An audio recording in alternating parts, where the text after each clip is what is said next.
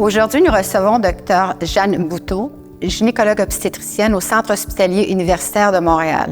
Dr Bouteau est détentrice d'un double fellow en amélioration de qualité des soins ainsi qu'en ménopause. Alors, c'est un grand honneur de l'avoir avec nous aujourd'hui. Nous allons parler du syndrome géniturinaire de la femme ménopausée.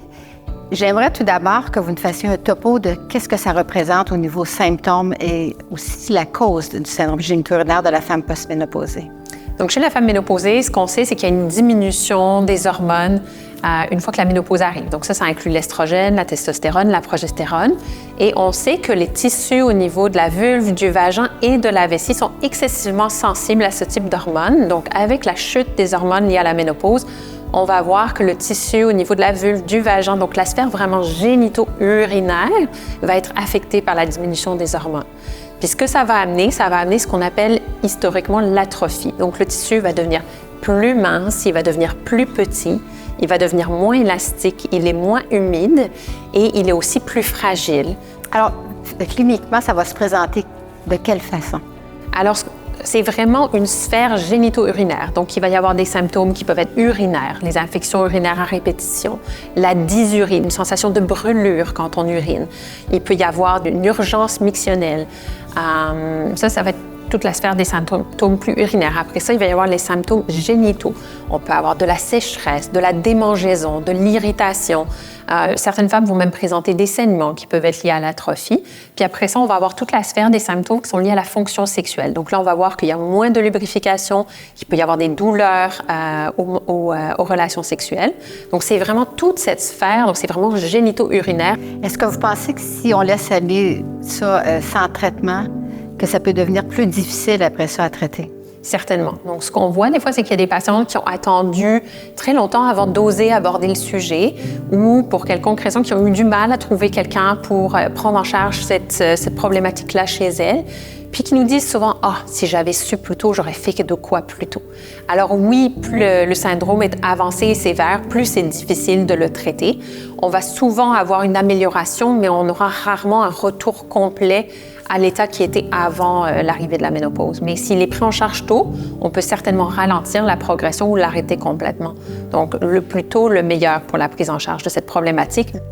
Est-ce que vous avez l'impression dans votre pratique que les patientes, ça va même au-delà de la symptomatologie géniturinaire, que ça affecte même leur quotidien, leur relation de couple? Certainement. Donc, on voit dans les études, c'est rapporté que le syndrome géniturinaire, ça peut avoir le même impact sur la qualité de vie que des maladies comme le MPOC, l'asthme, différentes maladies chroniques. Et Dr Bouteau, mis à part la symptomatologie que les patientes ont, comment fait-on un diagnostic d'atrophie géniturinaire ou de syndrome géniturinaire de la femme ménopausée? Donc, c'est sûr qu'habituellement, les symptômes qui vont être décrits par la femme vont vraiment vous mettre la puce à l'oreille. C'est des symptômes quand même assez classiques. Et puis l'autre chose qu'on voit aussi fréquemment en pratique, ce sont les patientes qui nous rapportent « Ah, j'ai fait des infections à champignons, à levure. » Elles se traitent avec des crèmes disponibles sur les tablettes. Ça s'améliore quelques jours, puis ça revient. C'est très, très rare pour la femme post-ménopausée qui n'a pas de condition médicale particulière. Tout comme chez la femme prépubère, c'est rare d'avoir des infections à levure et à champignons au niveau de la vulve. Donc, il faut vraiment aller penser qu'il y a peut-être autre chose. Je recommande au moins un examen pour examiner la vulve et le vagin, s'assurer qu'il n'y a pas d'autres pathologies qui nécessitent un traitement. S'il n'y a pas d'autres signes de maladie évidentes lors de l'examen, le diagnostic qui va être retenu, c'est le syndrome géniturinaire de la ménopause. Puis une fois que le diagnostic est établi, quelle est votre approche thérapeutique? Donc là, on va réviser avec la patiente certaines modifications des habitudes de vie qui peuvent être apportées. Donc la première chose qu'on sait, c'est que les femmes qui ont des relations sexuelles régulières vont avoir moins de symptômes. Donc on sait que le fait de stimuler la zone, d'aller avoir des relations sexuelles va apporter un flot sanguin important à la zone, puis va maintenir l'élasticité du tissu. Donc le vieil adage « use it or lose it » a une certaine forme de vérité, mais on ne veut absolument pas dire aux patientes si ça fait mal puis qu'elles ont des symptômes, faut que vous ayez des relations, forcez-vous, c'est absolument pas ça qu'on veut dire. Ce qu'on voit aussi, c'est que les irritants, il faut absolument essayer de les éviter. La peau de la vulve et du vagin va être très, très, très fragile. Elle est amincie, elle devient très délicate, donc elle peut être plus réactive à toutes sortes d'irritations. Après ça, on peut aller vers des produits qui sont naturels et très facilement accessibles. Donc, la vulve reste de la peau. La peau a besoin d'être hydratée. On peut utiliser l'huile de coco, l'huile d'olive pour hydrater l'extérieur de la vulve.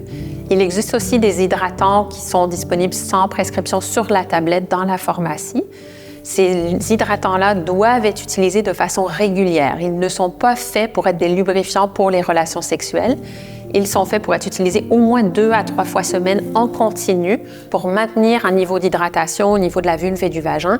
Et ça va améliorer les sensations d'inconfort, de démangeaison et d'inconfort au niveau des relations sexuelles chez certaines patientes.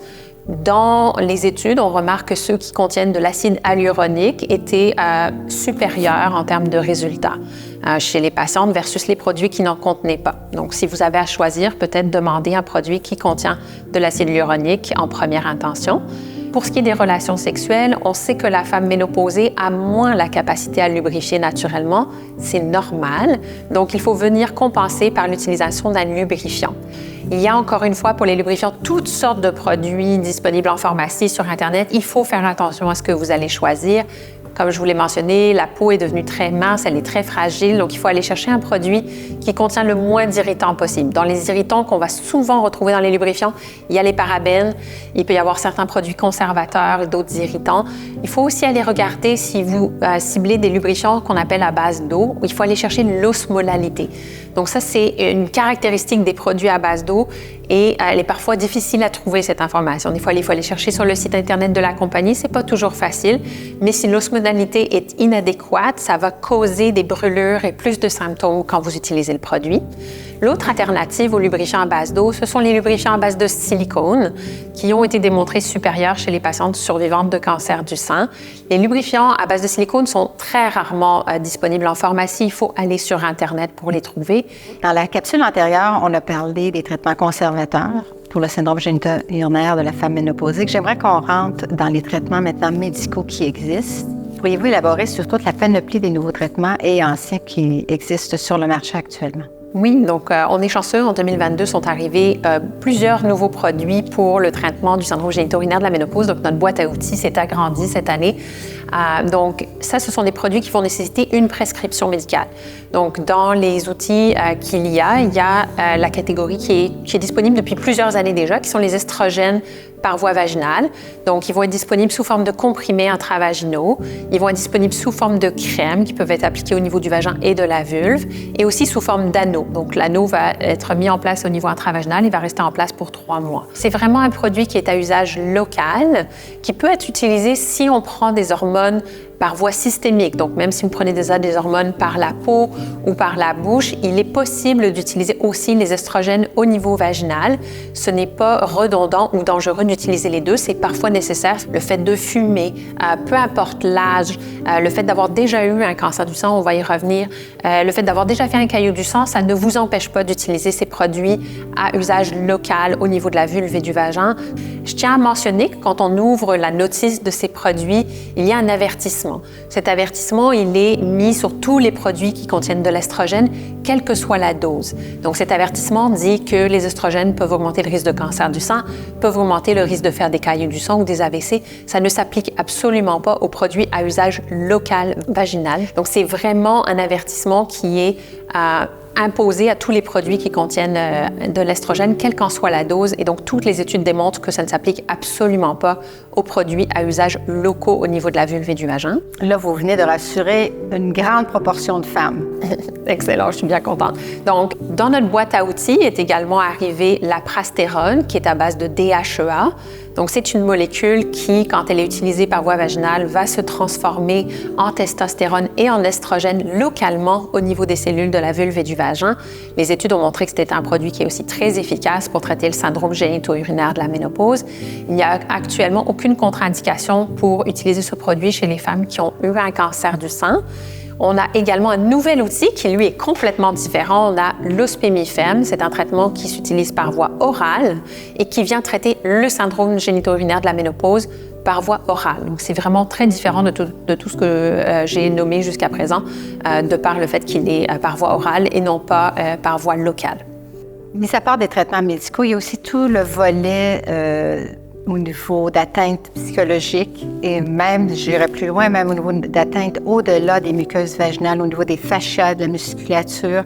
Alors, qu'est-ce que vous suggérez chez ces patientes-là qui, malgré un traitement médical, vont toujours être confrontées avec certaines difficultés? C'est certain qu'il y a certaines femmes qui vont arriver avec un syndrome génito-urinaire qui est plus sévère. Ce qu'on va voir souvent chez ces patientes-là, c'est que c'est pas juste le syndrome génito-urinaire de la ménopause, c'est aussi ce qu'on appelle la dysfonction pelvienne. Pour ces patientes-là, je vais vraiment recommander une approche multidisciplinaire. Il faut aller des fois travailler en sexologie pour repartir sur une base saine, en même temps qu'on travaille sur la qualité du tissu et sur le relâchement des muscles du plancher pelvien. Donc, ça nécessite des fois des interventions plus larges que juste le traitement local. Maintenant, lorsqu'on instaure un traitement hormonal, est-ce que vous pensez que ce traitement-là peut être utilisé à plus long terme? Oui, donc ce qu'on voit, et comme j'en ai parlé plus tôt, ce sont des traitements qui sont très sécuritaires à très long terme. Et ça peut diminuer de jusqu'à 50% la fréquence des infections urinaires. Donc, même chez la femme plus âgée, c'est un traitement qui peut être offert et qui peut être prolongé pour tout le reste de la vie aussi longtemps que nécessaire. Alors, Dr Bouteau, je vous remercie grandement de cette discussion sur le syndrome génito-urinaire de la femme ménopausée. On se revoit pour la prochaine capsule pour les survivantes de cancer du sein avec syndrome génito-urinaire. Merci beaucoup.